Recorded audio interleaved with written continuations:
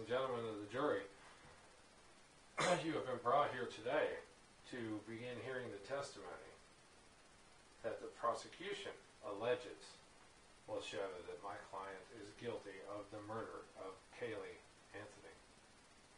But what you will find when you listen objectively and you hear the evidence and you see the evidence and you hear the testimony of the family and the friends, that this is a mother that deeply loved her daughter, that would provide anything for her daughter that she possibly could within her limited means. This was a girl who was trapped in the world that she had created for herself, that she needed to win the love and the affection of her father. And the only way she could do that is to restore the family dream that she had put herself into that didn't really exist. Her father loved her no matter what. Her mother loved her no matter what. But Casey Anthony has an illness that requires a perfect scenario in order for her to remain the perfect daughter.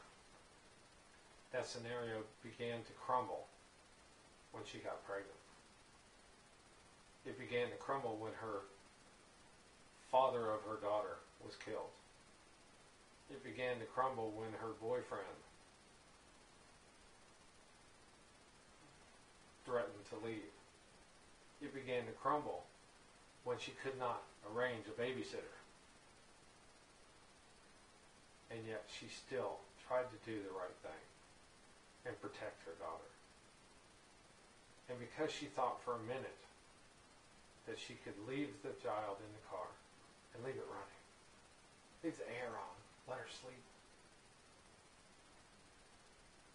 How many times has a parent in Florida went to a gas station, jumped out of the car, ran inside, got a Snickers bar or a Coke, paid for gas, got a map, got directions, ran back to the car, and the kid's sitting back there, still asleep, still fine, still safe.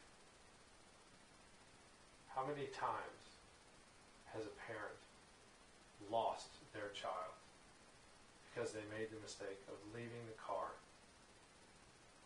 for too long? This, ladies and gentlemen of the jury, is an accident and is not worthy of this trial. Save for the fear of a young girl scared to tell the truth. Save for the young girl that spent her entire life telling lies, that when confronted with a situation that she did not know how to deal with, did the only thing she knew to do, and she lied.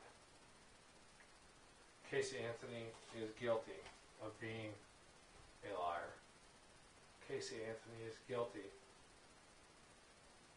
of making a tragic mistake that she will never be able to take back, that ended the life of a child that she loved.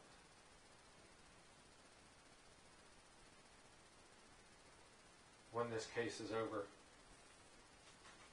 and you have been given all the facts, and you have heard all the testimony, and you've seen all the evidence,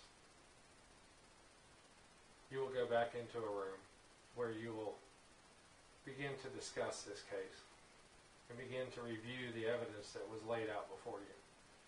Ladies and gentlemen of the jury, when you sit in that room after the weeks that it takes to lay out all this evidence and all the defense and hear all the testimony, the only thing I want you to remember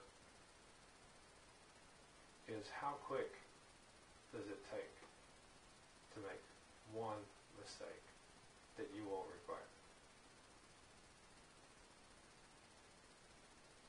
How many times has someone driven down the road and turned and pushed a button on the radio, when they looked up there was a kid standing in the middle of the road?